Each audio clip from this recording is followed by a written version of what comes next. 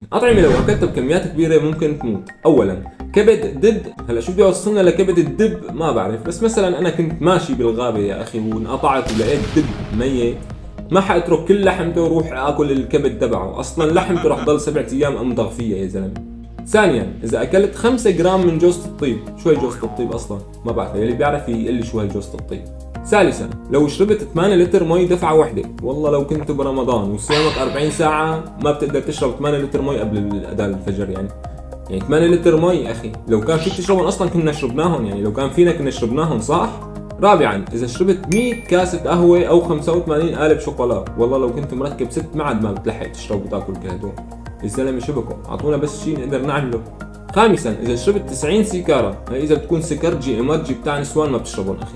سادسا لو مضغت سلاسة من نواة حبة الكرز، اللي عملنا عليه كسر موت معلم، لأنه الكرز أصلا ما بعمل ببلعه.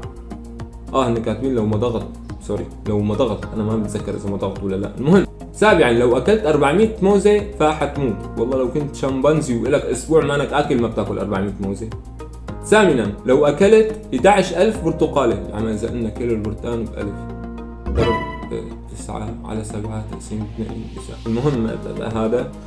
تاسعا لو أكلت 48 معلقة ملح، والله لو كنت الحوت الأزرق الأكبر الكائنات الموجودة على المجرة ما بتحسن تاكل 48 معلقة ملح، شو أعطونا شيء بس نقدر نعمله يا جماعة شباكم.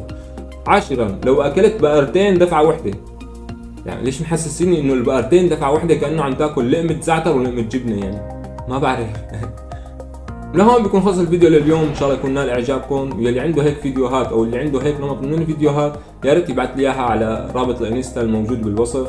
والصلاة والسلام على سيدنا محمد. سلام.